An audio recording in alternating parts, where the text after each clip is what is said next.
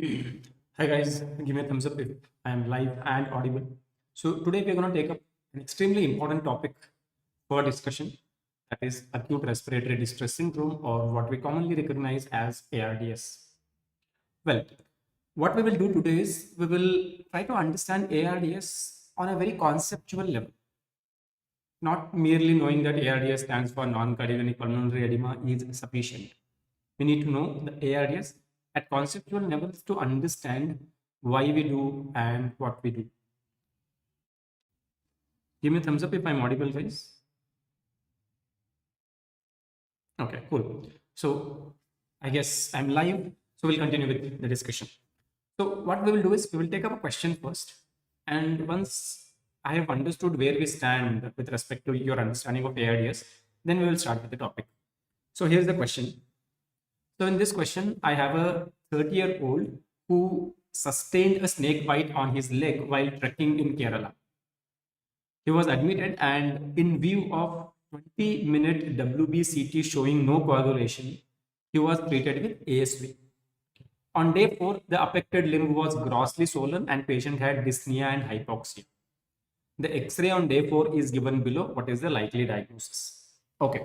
So first thing, before getting back to the topic of ARDS, looking at the history, right? What kind of snake bite this would have been and what snakes come to your mind? See, here's the individual who sustained a snake bite on his leg while he was trekking in Kerala. Obviously, snake bite needs observation. We admitted him.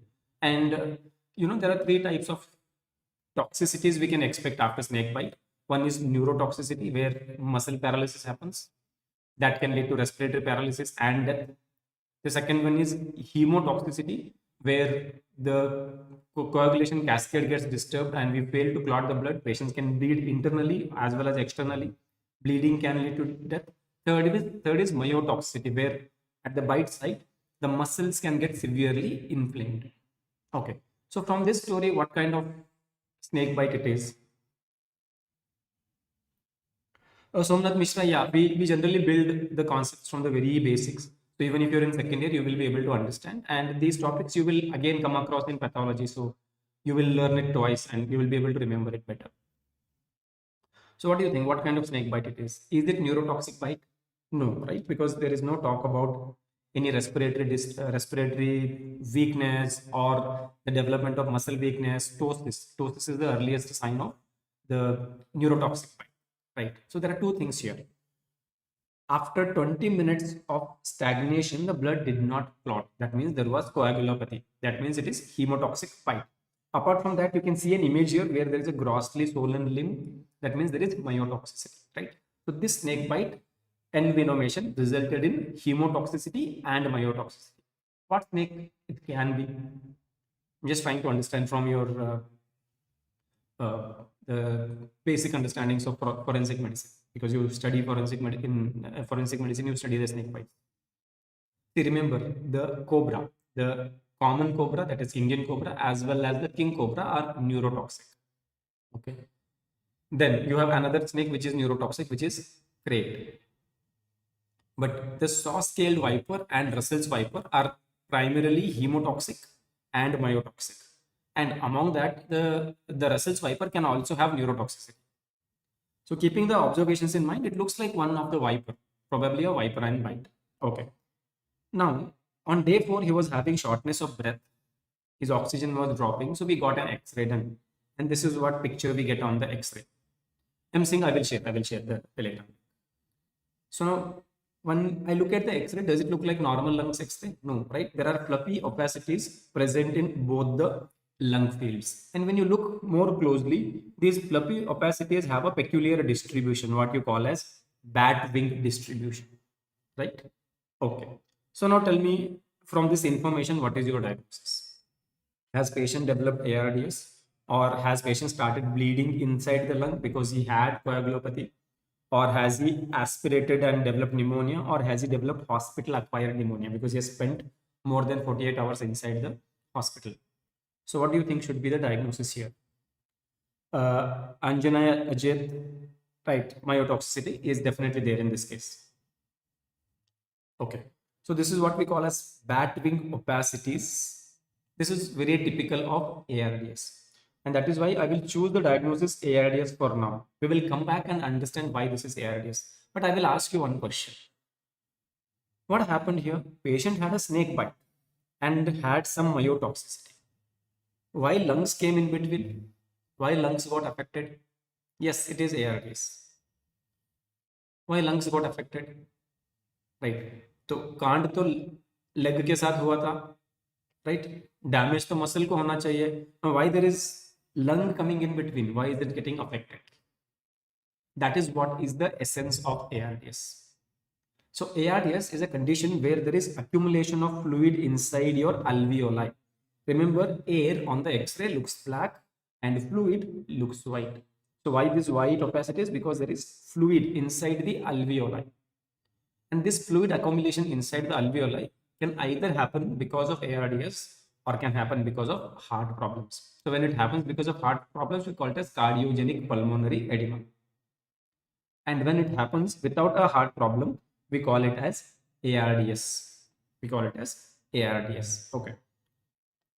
What we need to understand today is what is this link between the snake bite and the development of ARDS. And snake bite, is this the only reason or there are many more reasons? Okay. So what is ARDS? ARDS refers to alveolar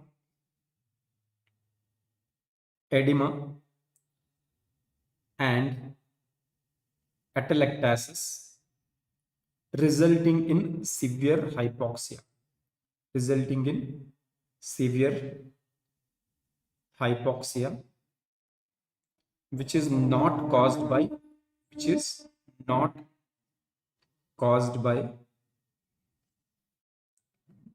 cardiac disorders. That is why often we call ARDS as non-cardiogenic pulmonary edema. It's called as non-cardiogenic pulmonary edema. Edema means accumulation of fluid, and fluid accumulation inside the alveoli is what we call as pulmonary edema. The most common cause for pulmonary edema is problems with your heart, but sometimes without having a problem in the heart, we can develop accumulation of the fluid in the alveolar spaces, and that is what we call as ARDS. Okay. Now I told you two things in this statement. There is edema in the alveoli, but I also used another term called as atelectasis. Now what atelectasis means? Atelectasis means collapse of the alveoli. So alveoli are not only getting flooded with fluid, they are collapsing. And now tell me, a collapsed alveoli or an alveoli which is filled with fluid, will it be able to participate in the gas exchange? No, right? And because it is not able to participate in the gas exchange, we are developing hypoxia, right? We are developing hypoxia. Once you understand the pathophysiology, you will have a lot more clarity about what we are talking today. But before that, I will list the causes for ARDS. One cause you're already familiar, which is snake bite, right? So when it comes to causes for ARDS, the causes for ARDS are divided into two groups. Causes for ARDS are divided into two groups. The first group is where the inciting event, see, I just gave you an example that snake bite resulted in edema of the alveolar spaces. So snake bite was an inciting event. So now based on what is the location of the inciting event, whether the location of the inciting event is in the lung itself or outside the lung, we have two categories of causes for ARDS. So one we call it as intrinsic causes. Intrinsic means something inside. And what inside we are talking about? Something inside the lungs. And the second category is extrinsic causes. Extrinsic means the cause is outside the lungs. Intrinsic causes, the pathology or an inciting event is inside the lungs. Inside the lungs. And extrinsic causes means the inciting event that is responsible for the abnormalities is not located inside the lung but is located outside the lung. Okay. Now, last couple of years, we battled COVID pandemic, right? We lost a lot of our dear ones, colleagues, friends. We lost a lot of them. A lot of people died during COVID pandemic. Do you think all of them died just because virus entered your lungs? The answer is no. We lost a reasonable number of COVID patients to a complication called as ARDS. So when it comes to intrinsic causes, the cause inside the lung, the most common intrinsic cause for ARDS is pneumonia. That can be viral, that can be bacterial, or that can be fungal. Okay. That is the most common intrinsic cause for ARDS. What else can trigger the ARDS where the insult is directly to the lungs? Apart from the pneumonia, you can also have aspiration pneumonitis. Now, what do I mean by aspiration pneumonitis? See, there are two things that we use with respect to aspiration. One is called as aspiration pneumonia. The second one is called as aspiration pneumonitis. What is the difference between the two? Aspiration pneumonia and aspiration pneumonitis. I think सबको पता है aspiration मतलब क्या है? The content which is supposed to go into your GIT lands up in your airway and goes to the lungs. That is aspiration. Aspiration pneumonia का मतलब क्या है and pneumonitis का मतलब क्या है? In first situation, you are eating food. While eating food, you have some problems with the cranial nerves originating from the brainstem, and because of that, you are not able to properly swallow. Like you had a stroke or amyotrophic lateral sclerosis, और आप ठीक से swallow नहीं कर पाओगे. And the food, instead of going into your esophagus, goes into the trachea, right? And while going, it is taking the bacteria from your oropharynx. So bacteria आपके oropharynx में है, they are commensals inside the oropharynx, but they will become pathogenic if they go to the lungs.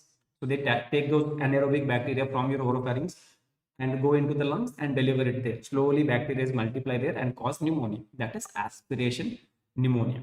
Okay. The second one is where you vomit. While vomiting, normally we will be able to throw the vomitus out comfortably. But if the patient is bedridden, or if there is weakness of the pharyngeal muscles, he may not be able to push the vomitus out. And then what happens? The vomitus comes to the throat, and from the throat trickles into your trachea. Now, this vomitus, what is the pH of the gastric content? See, he is vomiting, or he is trying to vomit the content coming from the stomach, right? What is the pH of the gastric content? It is highly acidic. So this acidic content goes into your trachea, then into the lungs, and causes chemical reaction. Being acid, it burns the tissues. So when it burns the tissues, then we call it as aspiration pneumonitis. So aspiration pneumonitis has a very high tendency to cause ARDS. So that is why while eating, if you choke and few food particles go into your lungs, not a big deal. But while vomiting, if you're not able to throw it out and it goes into your lungs, it is a big problem because it can cause ARDS. Okay.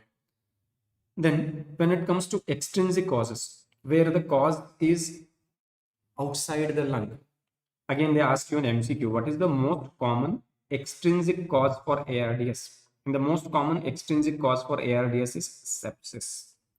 Now again, I shoot a question to you. What do I mean by sepsis? What is the meaning of sepsis? Absolutely right. The gastric pH is usually less than 4. It ranges from 2 to 4. It's usually less than 4, which is highly acidic, right? Okay. What is sepsis? Generally, students tell me, sir, sepsis is nothing but bacteria in the blood, which is not right. If there are bacteria circulating in your blood, we call it as bacteremia. If there are fungi circulating in the blood, we call it as fungemia. So that is not sepsis. Okay. So basically what happens is when an infection leads to dysfunction of the organs, then we call it as sepsis. So what is sepsis? Infection leading to organ dysfunction, that is sepsis. So that is why the diagnostic criteria that you will study later. Sayak Chakraborty, today we do not use SIRS criteria for sepsis. It is thing of the past.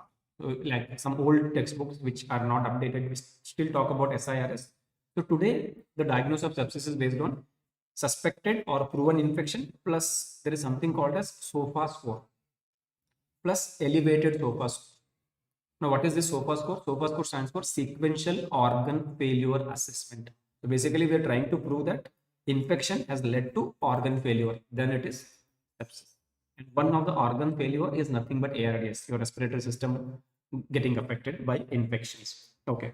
What else can cause what else can be an extrinsic cause for ARDS? How many of you have heard of this term called as Charlie? Charlie. Okay. Then snake bite, drugs or toxins. The list goes on and on. Trauma or road traffic accidents resulting in crush injuries. These are all known causes. Wazir said, yeah, absolutely right. So there is something called as SOFA and QSOFA. SOFA is sequential organ failure assessment, which is an elaborate large scoring system, which is what actively we use for diagnosis of sepsis. And for quick recognition of sepsis, what we can call as screening tool for sepsis is quick SOFA or QSOFA. Good, very good. So what is this TRALI? TRALI refers to transfusion associated lung injury. Many a times after we do blood transfusions, patients develop ARDS. What happened? We gave blood, patient developed ARDS. We call it as TRALI, transfusion associated lung injury, acute lung injury. That is again a type of ARDS. So these are all extrinsic causes where the real problem is not in the lungs. It started elsewhere, resulted in causing damage to the lungs. And in the intrinsic causes, the problem was begin inside the lung itself. But what we need to understand now is how all these problems actually started affecting the lungs. How snake bite resulted in development of pulmonary edema, right? So I will take you through the pathophysiology of ARDS. Can I say all these events that I mentioned here have some degree of inflammation going on in the body? If I have pneumonia, there is infection, there is inflammation going on in the body. Aspiration pneumonitis, right? We have aspirated gastric content at acidic pH. It has started burning the tissues inside the lungs. And obviously, body is going to respond with inflammation. And that is why I've called it as pneumonitis. Okay. Sepsis. Someone was just talking about something called as SIRS, right? There is inflammation involved whenever we have infection. Okay. Then snake bite, we just saw a picture, right? What is happening here in the limbs? Severe inflammation is what is happening there, right? Severe inflammation causing muscle damage and maybe even development of a complication called as compartment syndrome, right? Trauma, when we have crush injuries, what is happening? Inflammation. So the root cause for ARDS is nothing but an inflammatory event. So I will teach you now how that inflammatory event, a severe inflammatory event, leads to development of ARDS. So whenever we have severe inflammatory events, there will be release of inflammatory cytokines. Can you name inflammatory cytokines that you are aware of? Inflammatory cytokines. Like what? Like interleukin 1, interleukin 6, interleukin 8, tumor necrosis factor alpha. These are all inflammatory cytokines which will be released during inflammation. Now, how many of you remember that during COVID, we were testing interleukin 6 levels of the COVID patients? Why were we doing that? Because we believed that interleukin 6 levels help us to recognize a patient at risk of death. How? Because if he has COVID infection, that means he's got COVID pneumonia. But if his interleukin 6 levels are high, that means inflammation is also very severe and he may go on to develop ARDS, and ARDS has very high risk of mortality. So we are using this as a tool to assess the risk of mortality or indirectly the risk of developing ARDS in COVID patients. Now, all these inflammatory cytokines, what will they do? So these inflammatory cytokines will cause two things. They will recruit neutrophils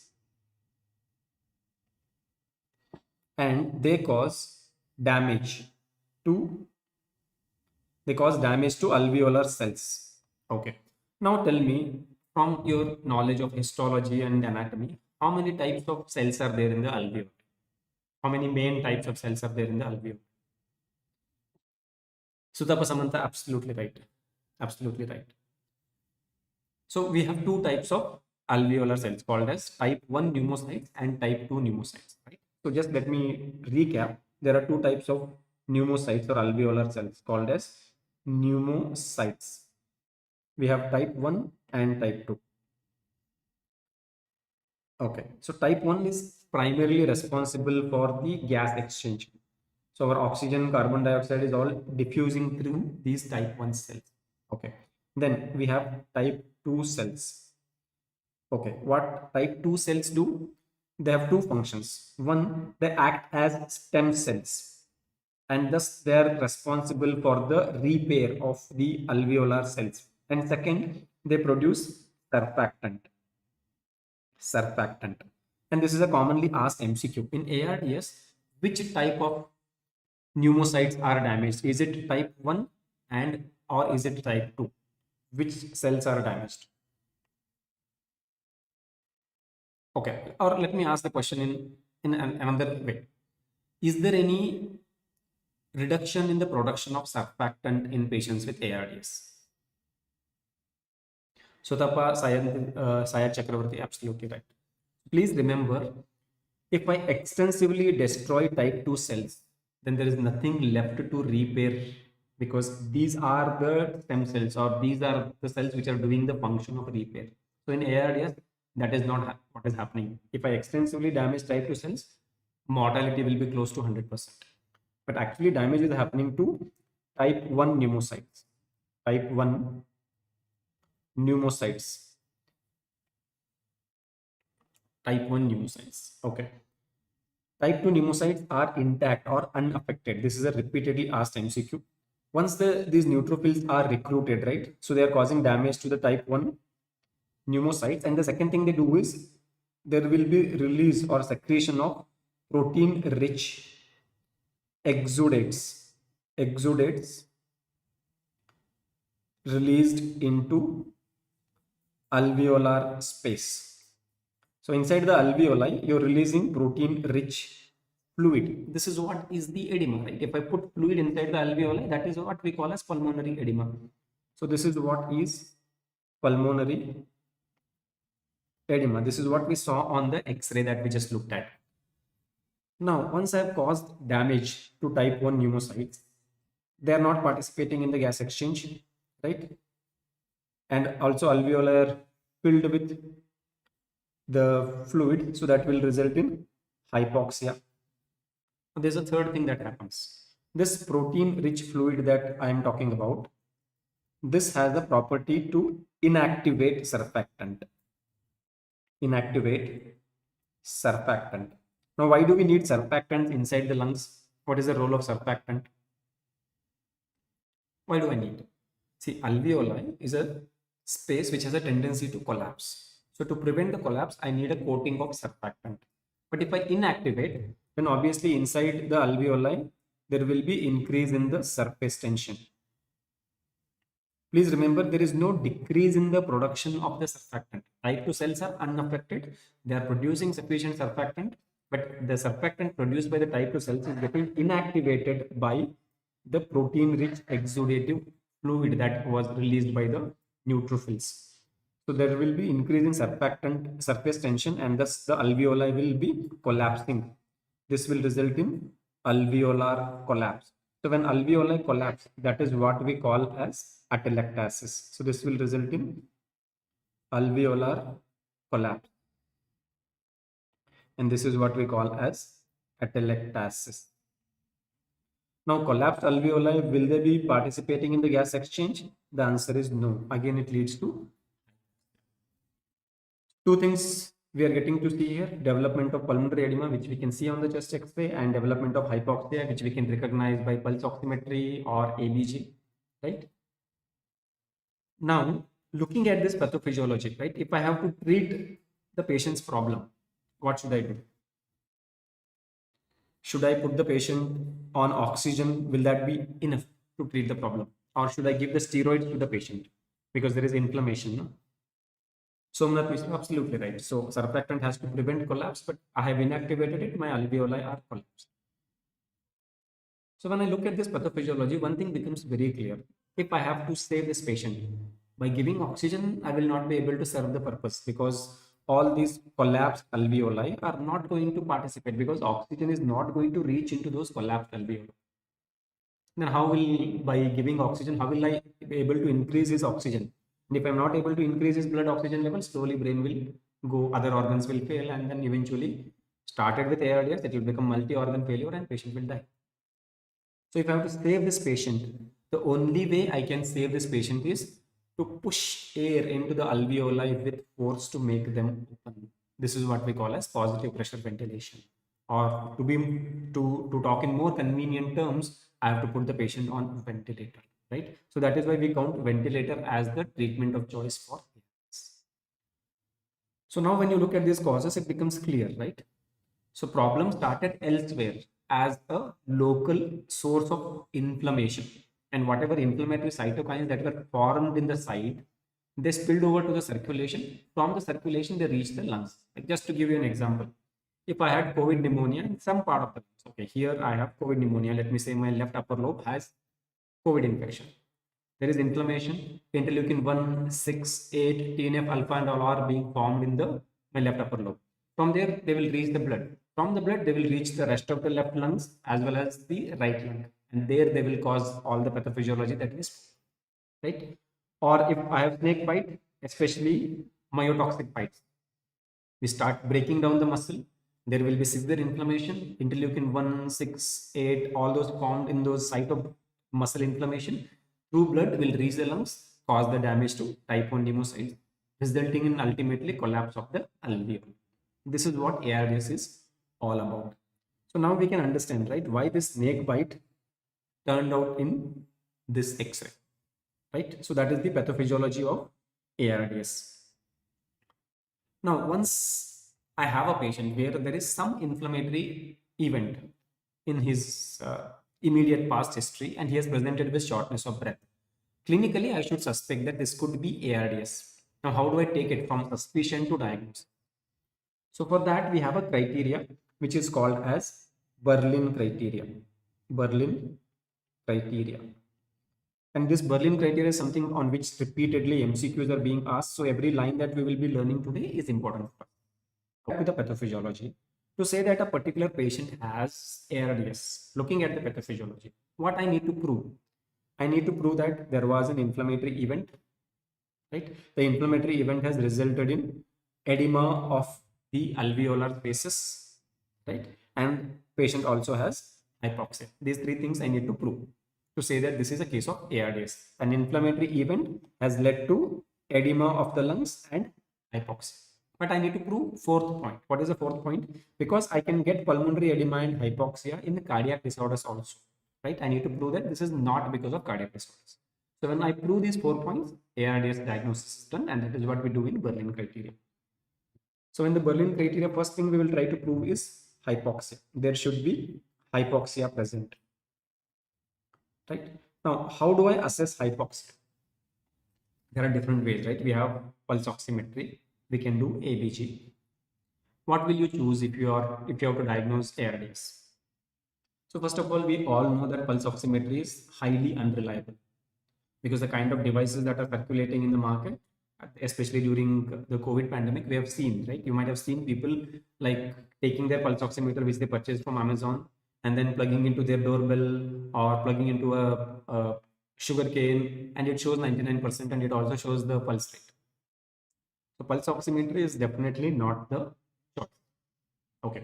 If you say, sir, I can do ABG and look at the PaO2 to recognize hypoxia, so partially correct, but that is again not the best way to recognize hypoxia in a patient with ARDS.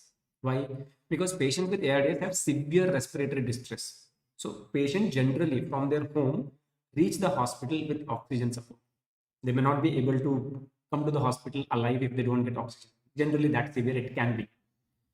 Right? Even if you recognize in the ward that a patient with snake bite or a patient who had received blood transfusion or a patient who was admitted with sepsis becomes developed the respiratory distress, hypoxia, you will immediately start oxygen. You can't wait like, okay, let me do an ABG, let me get the report, and then I will start the oxygen. No, you don't. You may not have that window period. So you start the oxygen. But once you start the oxygen, how will I assess his blood oxygen levels? Because it is now influenced by the oxygen that patient is receiving, right?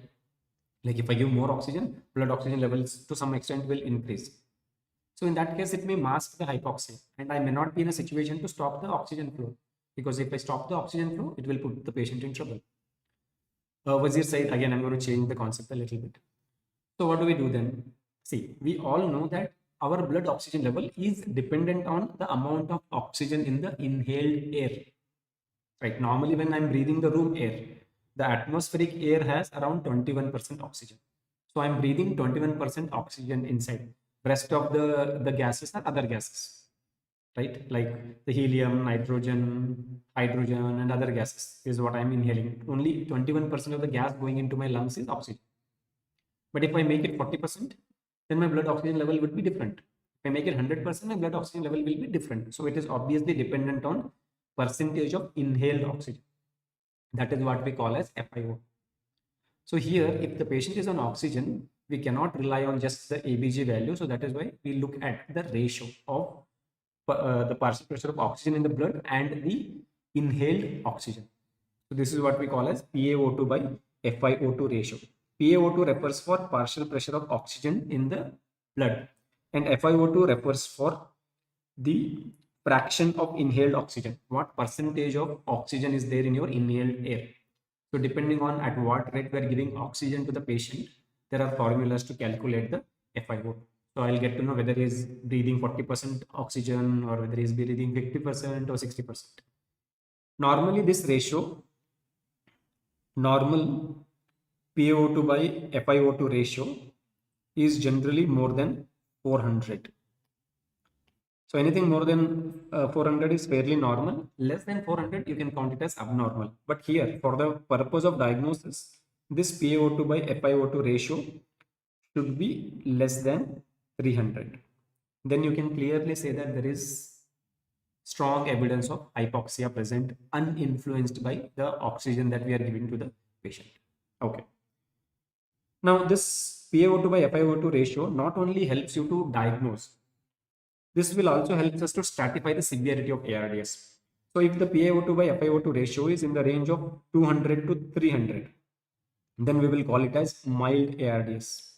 If it is in the range of 100 to 200, we will call it as moderate ARDS. And if it is less than 100, yes. So when you calculate the PaO2 by FiO2 ratio, you're not only taking a step towards diagnosis, but you're also understanding whether you're dealing with a case of mild ARDS, moderate ARDS, or severe ARDS. And this is very, very important because later, 5 minutes later, we will be talking about the management, and the management will be influenced by the severity. If it is mild, we are having a little different approach. For moderate and severe, we have some additional steps to take. Okay. So the investigation of choice for proof of hypoxia is PaO2 by FiO2 ratio. Second, from the pathophysiology, what else I need to prove? That I have to prove that there is pulmonary edema, right? So for that, what is the investigation of choice? Generally, chest X-rays more than enough, because we can recognize the pulmonary edema easily on the chest X-ray. The classical bat wing appearance, curly B lines, curly A lines, which you will study again in the radiology. So I need chest X-ray. If you have done CT or other investigation, fair, acceptable. That is definitely a better investigation. Or CT evidence of bilateral alveolar opacities suggestive of pulmonary edema. So when I say suggestive of pulmonary edema, primarily I'm saying that it should have that classical bat wing distribution that we saw in that previous X-ray. Okay, so now I have proved two things. Hypoxia is there and bilateral pulmonary edema is there. Here you have to play emphasis to the bilaterality, because when an inflammation is going to send the inflammatory cytokines to cause damage to the alveoli, it is not going to be selective, right? ऐसा नहीं होगा कि हाँ snake bite right leg में हुआ है तो सिर्फ राइट लंग को इंटरल्यूकिन 1 and interleukin 6 पहुंचेंगे and they will only cause the damage to the right lungs. So if you have pulmonary edema affecting only one lung, it is not ARDS. Can you tell me in what conditions I can have unilateral pulmonary edema? Even cardiac disorders will affect bilateral. Like if I have left heart failure, I will have bilateral pulmonary edema. In what conditions we can have unilateral pulmonary edema? Unilateral. Okay. How many of you heard about HAPE or HAP, high altitude pulmonary edema? Right? If you go and watch documentaries on climbing Everest, you will notice that a lot of people developed respiratory distress at the peak or near the peak, and they died there. Their dead bodies are still there. Nobody has brought them down. So they had developed a complication called as high altitude pulmonary edema. So there sometimes you can develop unilateral pulmonary edema, which is related to high altitude, not related to cardiac disorders. Okay. So bilaterality is very, very important.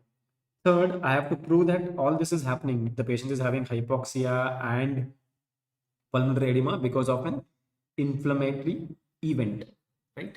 I have to prove that from history, obviously.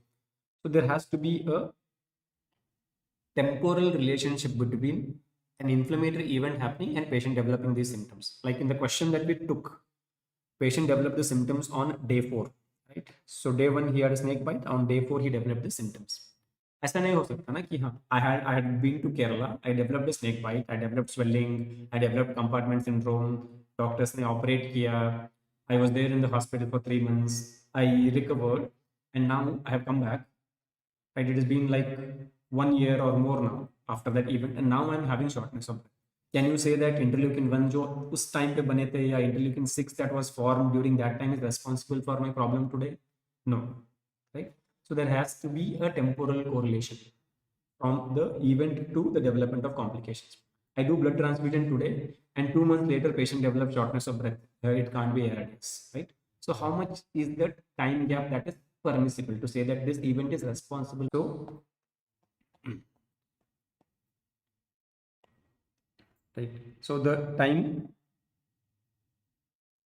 gap between cause and onset of ARDS symptoms should be less than 7 days. Should be less than 7 days. And the fourth one I have to rule out. So now with this, I have proved that it is a case of ARDS, right? एक inflammatory event का history से proof मिला, X-ray में pulmonary edema का proof मिला, and hypoxia का proof we assessed with the PaO2 by FiO2 ratio. Now I have to rule out the cardiac cause. So I think Wazir Syed had commented that we need to look at the pulmonary capillary wedge pressure to rule out the cardiac cause as a cause for pulmonary edema, which was a traditional definition. But pulmonary capillary wedge pressure measure करने के लिए we need to catheterize the right. We need to take a pressure transducer, put into your artery veins, and then go into the right side of the heart. From there, go into the pulmonary artery. From the pulmonary artery, go to the distalmost part, and then push the transducer there and see what pressure readings you are getting. It's a complex process. इतने common ARDS cases होते हैं, right? If you are practicing general medicine, in every week you will have at least one ARDS patient in your ICU. You can't go on doing right heart catheterization for all of them. तो पहले क्या होता था? We used to say for the diagnosis we need to have pulmonary capillary wedge pressure less than 18 to say that this is non-cardiogenic. But in practice, we never did that, or at least in the most of the hospitals, it was not routinely practiced. So keeping that in mind, in the Berlin criteria, there was a revision. So instead of trying to do all these invasive procedures, take a simple stand. Do an echocardiography or other cardiac imaging and see if there is any cardiac dysfunction. So if there is evidence of cardiac dysfunction, then it proves that the edema may be because of cardiac dysfunction. If echocardiography turns out to be normal, then the cardiac cause is ruled out, right? So we have to rule out cardiac cause for pulmonary edema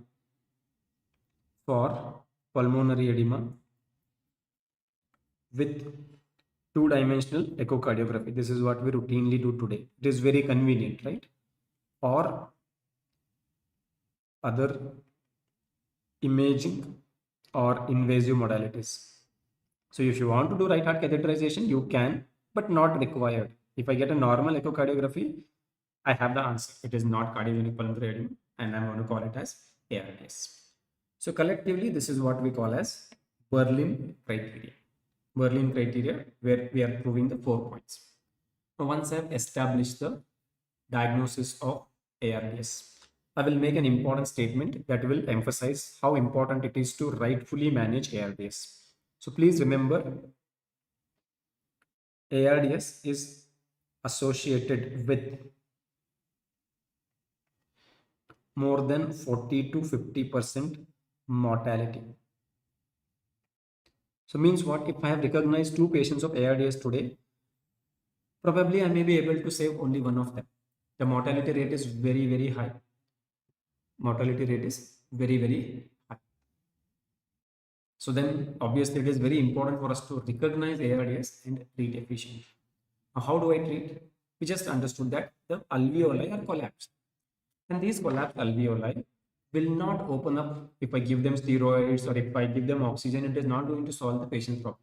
The only way I can open the collapsed alveoli is trying to put positive pressure inside it, right? Forcefully make the air go into it so that it opens up. That is what conventionally we call it as positive pressure ventilation. The more precise word so the treatment of choice for ARDS is always mechanical ventilation. Treatment of choice. There are other ways of giving the positive pressure ventilation. There is something called as continuous positive airway pressure or bi-level positive airway pressure, which you will study again in anesthesia, called CPAP and BiPAP. But they may be considered in mild cases, but ultimately all mild cases will progress over some time and you will end up putting the patient on mechanical ventilator if it is a case of ARDS. So better is you put the patient on ventilator as soon as you recognize that it is a case of ARDS. I'll tell you why. Because when you put the patient on ventilator, right, you have to intubate. And intubation is a very skilled procedure. And it is better done electively than as an emergency. So if you just try to treat a mild case of ARDS with BiPAP, and then he does not respond, his oxygen is further tanked, and now it is an emergency. Trying to do intubation at that time has high risk of failures of intubation and high mortality risk. So better to do it as an elective procedure when patient is stable. So that is why treatment of choice is simple. That is mechanical ventilation. Now, if you look at the MCQs asked on the management of ARDS, see, in pathology, they will ask you about the phases of ARDS, like all this edema, slowly it will resolve, so it will go through phases that they do ask in pathology. In medicine, generally it is about clinical recognition, like there is a story of an inflammation resulting in lung dysfunction. They'll try to identify whether it is ARDS. Clinical recognition of the story. But from anesthesia and little bit from medicine, they do ask about the ventilatory settings because this is very, very crucial. If you don't know how to manage ventilatory settings of a ARDS patient, then as well you may be the reason for the mortality and not the ARDS. Okay, I'll tell you.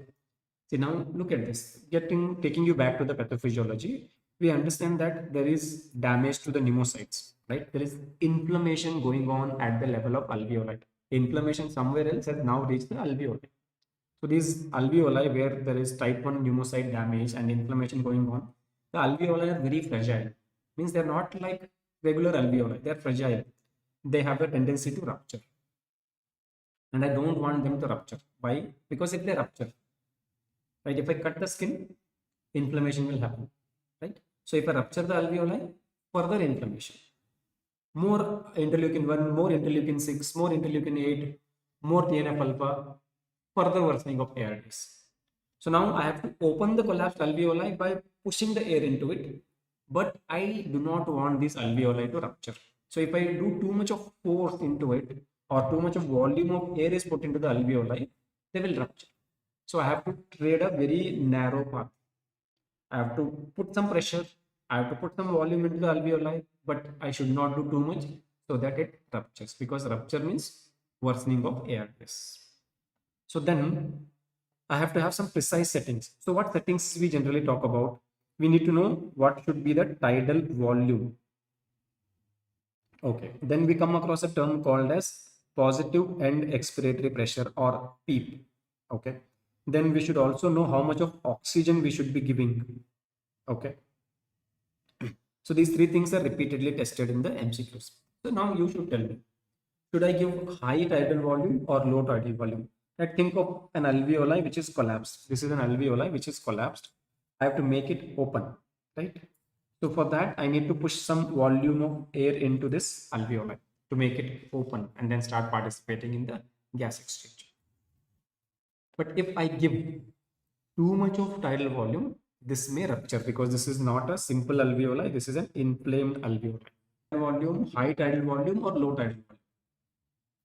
If I don't push, obviously it is not going to open. That is why I've chosen the mechanical ventilation. It will push the air into this collapsed alveoli. But remember, it is a fragile alveoli. It may not tolerate even the normal tidal volume. So if I give normal tidal volume, this is going to rupture. Ruptured site will become inflamed and more interleukins causing further ARDS. So the tidal volume strategy that we follow is called as low tidal volume. So I will push some air to open the alveoli, but not too much to cause its rupture. So we follow what is called as low tidal volume strategy. Now the question is, if I'm putting the patient on mechanical ventilation for some other indication like anesthesia के लिए डाल रहा हूँ, तो what normal tidal volume I give? So what is the normal tidal volume? Forget mechanical ventilation. When we are breathing, what is our normal tidal volume? What is tidal volume? It is the amount of air at resting breathing we take in or throw out, right? That is normal tidal volume. Now, how much I need? Normally, I know some of you would comment how much I need, how much I'm breathing now. You will comment 500 ml. That is what you might have studied in your physiology textbooks, right? But please remember, it's not a fixed number, right? Someone hefty, right, like Big Show or John Cena, they would definitely require more tidal volume to give oxygen to their whole of the body, right? Someone tiny, puny like me would require lower tidal volumes. Our normal tidal volume is dependent on our body weight. So normal tidal volume is 10 to 12 ml per kg. So if I'm a 50 kg individual, I may be having a tidal volume of 500 to 600 ml. That is what I would be breathing at rest. 500 to 600 goes in, 500 to 600 comes out. Okay. You're 100 kg person, you may be taking in 1000 ml in, 1000 ml out. So 10 to 12 ml is the normal per kg is the normal tidal volume. And this is what I will set the mechanical ventilator for all other cases where there is no ARDS. If I put the patient on mechanical ventilation because he has got respiratory paralysis or because I am giving anesthesia, I will be giving 10 to 12 ml per kg. But here we need to give low. I think many of you commented, and we absolutely right. So low means how low? Approximately 6 ml per kg. This is a very important MCQ point. How much tidal volume we should give. So if I have a patient who has developed ARDS, who has 50 kg, then we are giving 6 ml per kg tidal volume. So that is like 50 into 6, that is 300 ml.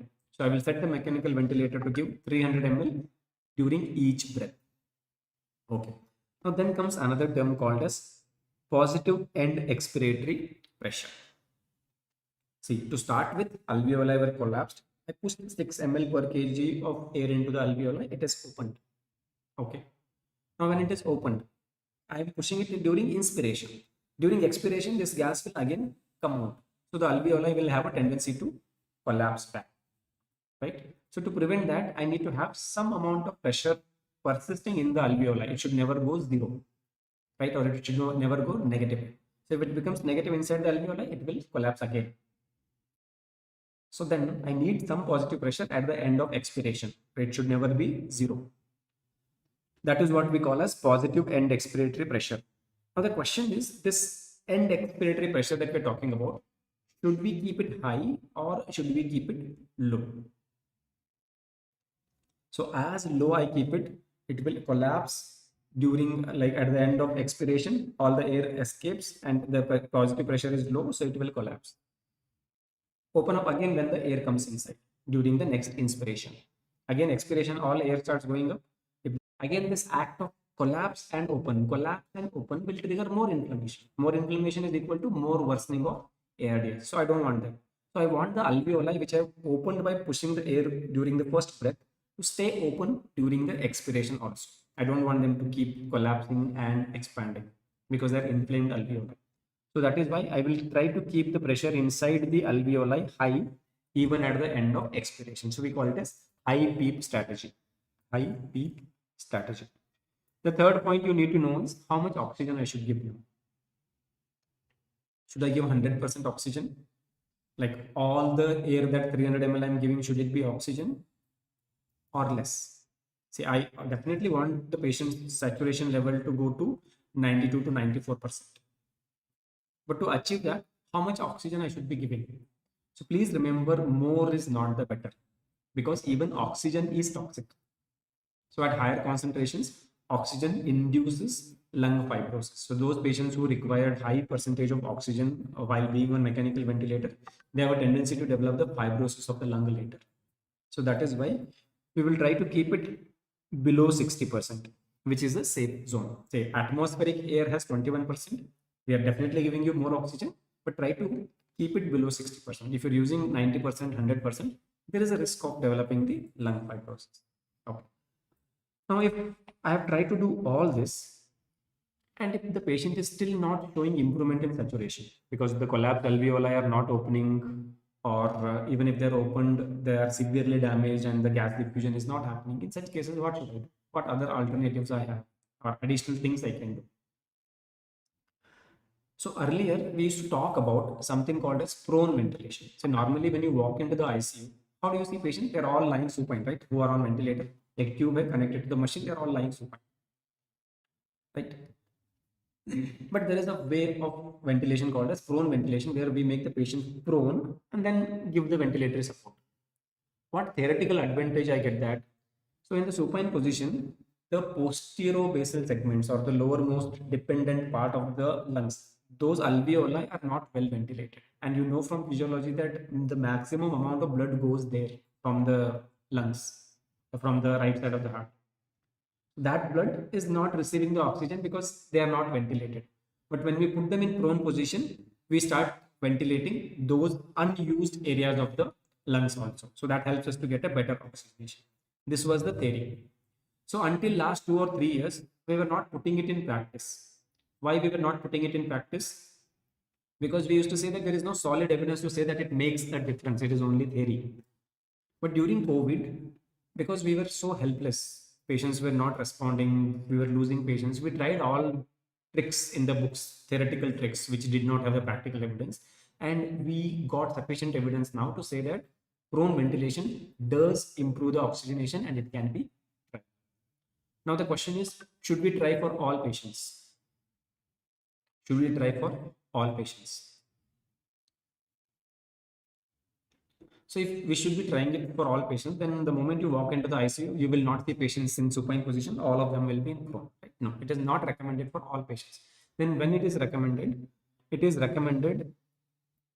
for moderate ARDS patients. So for moderate ARDS patients, you can consider prone ventilation. Prone ventilation may be considered. The settings remain same. We will be giving low tidal volume. We will be keeping the higher P. We will be giving the FiO2 less than 60%. These are our definite goals. Plus, try to keep the patient in prone position as much as possible. Okay. Now, what is moderate ARDS? That is why I told you we need to remember the ARDS severity stratification. Normal PaO2 by FiO2 ratio is more than 400. Less than 400 is the diagnostic cutoff for ARDS. 200 to 300. Less than 300 is the diagnostic cutoff. 200 to 300 is mild. 100 to 200 is moderate. So any patient with PaO2 by FiO2 ratio less than 200 and more than 100 will be called as moderate, and we can definitely try prone ventilation in those patients. Okay. Now those who have severe ARDS, in them this also may not be sufficient. So in them what else we can do? So back when I was doing MBBS, right, I had these curious thoughts and I used to ask some strange questions to my senior residents or assistant professors, and I used to be mocked at.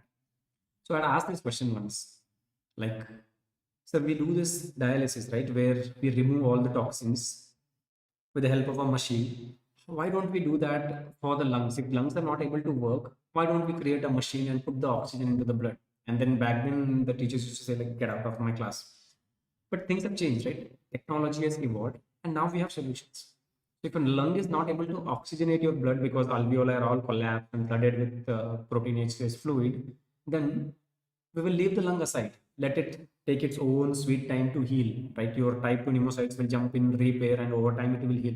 Till then, we will artificially oxygenate your blood. And that procedure is called as ECMO, which can be considered for severe ARDS patients, those whose PaO2 by FiO2 ratio is less than 100. Right? In such patients, ECMO may be considered. Now, what is this ECMO? ECMO stands for, right? Let me tell you what is ECMO. ECMO stands for extracorporeal membrane oxygenation. Extracorporeal membrane oxygenation. Now, what do I mean by that? See, remember, corporeal. What is the meaning of this word corporeal? See, you might have heard this word, right? Routinely, corpse. We address that to the dead body, right? Corpse. So corporeal basically refers, or the word corpse refers to body. So we're saying extracorporeal means normally oxygenation is happening inside the lungs in our own body. We're trying to put the oxygen in the blood from outside. So that is why we're using the term extracorporeal. How do we achieve that?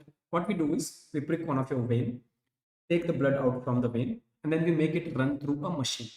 And this machine is somewhat similar to dialysis machine. So in dialysis machine, what we do, blood runs through a chamber where we have a membrane, and on the other side of the membrane we have some solution. Like, just to give you an idea, so there is a chamber, so this is the membrane, this is where the blood runs, and on the other side there is fluid called as dialysate.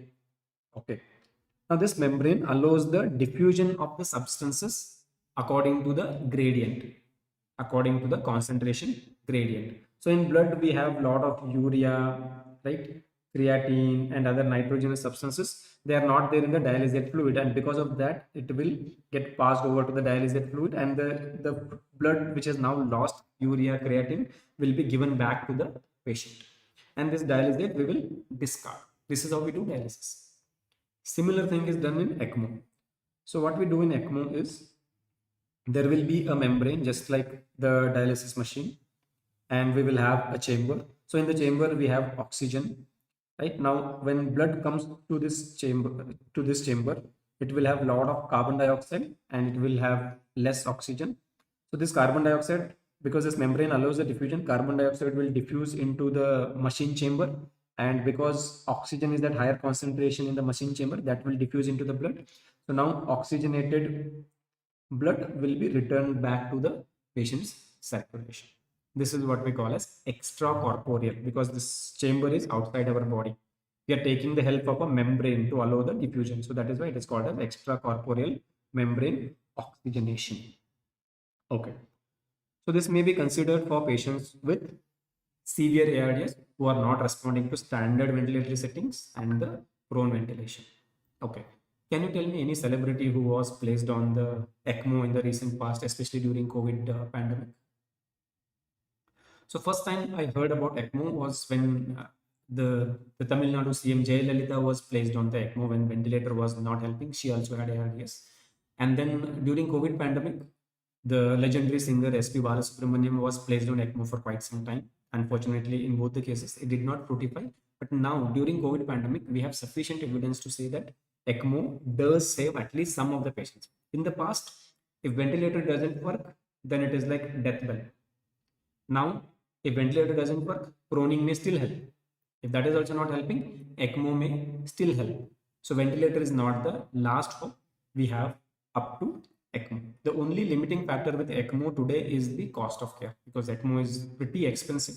But as more and more anesthetists, critical care medicine doctors and physicians trained with ECMO and more hospitals adopt ECMO facilities, obviously it will become relatively cost effective in the future. So this kind of summarizes the ARDS, right? So just to give you a quick overview of what is ARDS. ARDS is a condition where there is accumulation of fluid in the alveoli and alveoli are collapsed. Both these have resulted in hypoxia, and all of this is not happening because of a cardiac problem. Usually what happens? Some inflammatory event causes all these problems, and it is usually caused by conditions like pneumonia, or these are the leading causes for ARDS. So once we have ARDS, the only way I can treat the patient is with the help of mechanical ventilator, and I have to be very cautious in choosing my ventilatory settings, because ventilators itself can harm and make the ARDS progress much faster. So you have to remember these are all MCQ points, and then also be aware about the newer modifications in management of ARDS. Now I have last two bits for you to take home. See, Wazir said the venous ECMO, yes, obviously has risks. So from the first and the common complication that we can expect with ECMO is similar to what we expect with dialysis. So when we are doing ECMO, a large amount of your blood is coming out of your body and it is spending time in the machine. So if you have like 6 liters of your circulating blood volume, right? Some percentage of that is not available for your circulation because it is outside your body. So hypotension is very common. Then the injection site infections and thrombophlebitis are very common. Yes, obviously we will take steps. We generally give heparin to prevent blood clot formation and the thrombophlebitis. We take prevention, but yes, complications are known to happen. Okay, so one more point is the plateau pressure. That again, I will take a lot of time for you to give you the graphs of the plateau pressure. We will address that once we start discussing ventilator as a separate topic. So these are key points with respect to ventilator settings that I need to remember. If you want me to talk to you about it, just remember this number for today. There's something called as plateau pressure that should be kept less than 30. So these are the points you need to remember. Two additional points that can be tested as an MCQ. Is there any role of steroids in the management of ARDS? And is there any role of diuretics in the management of ARDS? Is there any role of diuretics in the management of ARDS? So for steroids, the answer is no. Why? Theoretically speaking, steroids should be helpful because the inciting event is inflammation, right? But there are better ways to deal with them. Like for example, if I have sepsis, right, or pneumonia, by giving steroids, I would worsen the sepsis or worsen the pneumonia. The best way to reduce the production of interleukin 1, interleukin 6 is reduce the stimulus. What is the stimulus? The bacteria, right? So try to treat the underlying cause rather than trying to suppress the inflammatory response with steroids. And studies have also shown that steroids do not give any mortality benefit. We have an exception in COVID. We did find that steroids are beneficial, but that data is particular to COVID and only in severe COVID we can do it. For all other cases of ARDS, there is no evidence or guidelines do not recommend use of steroids. So what should be my answer? No role of steroids. No role for the management of steroids. Now, what about diuretics? Because you have pulmonary edema, right? So diuretics can help drain some fluid. Well, you can use it, right? So they are useful to reduce the pulmonary edema to some extent. And if you want, you can use it in addition to the mechanical ventilation and other supportive care. So this is about the management of ARDS. Hopefully you have understood the concept and you should be able to answer the MCQs coming from this. With that, I'm signing off. In the next class, we are going to start with other cardiology topics. So we will be taking up with the pulmonary hypertension and then the systemic hypertension. And after that, we will start with the cardiac failure, right? So with that, I will sign off. So the one class which I'm very sure is scheduled day after tomorrow. After that, the remaining class, the schedule is not yet created because about the timings and availability, we are still discussing. I will share it soon on the Telegram. Okay. So in COVID, in patients with severe COVID who had hypotension and admitted in ICU, the role of steroid was emphasized. Unfortunately, what happened? This very small niche population of COVID where the role of steroids was found to be useful in reducing the mortality just spilled out. People started using steroids left, right, center, right, from mild to severe. The indication was very specific. That too came from some European and American studies that patients with severe COVID hospitalized in ICU on ventilator had some benefit of mortality reduction with dexamethasone. But that was only for that selected patient. Means patient should have severe COVID, should be in ICU, should be on ventilator. Right? Then they would benefit. But people started using left, right, center, and that did contribute to the rise in the cases of aspergillosis and mucormycosis that we saw after the COVID. And plenty of patients who were pre-diabetic turned diabetic because of rampant use of steroids during the COVID. Unfortunate thing. Okay. So now I was talking to you about something. Yeah, even I forgot.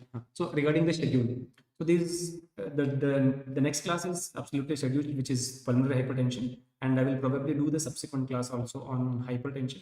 The remaining schedule, I will share the link on the Telegram. So with that, I'm signing off, guys. Have a good night. See you soon. So the Samantha, the diuretics make you lose circulating blood volume. So when I'm losing, right, it's like when my kidneys excrete more, what do you think? The body won't try to maintain the homeostasis? Yes, obviously. Body will definitely try to maintain your circulating blood volume as much as possible. So then what happens?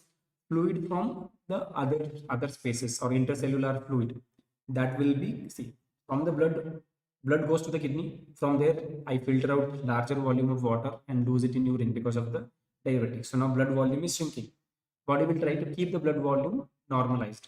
How? By taking the fluid from the intercellular spaces, like from all your other spaces, including the alveolar space, the fluid will be dragged into circulation. So indirectly, to some extent, it will be helpful. Okay. So that's it.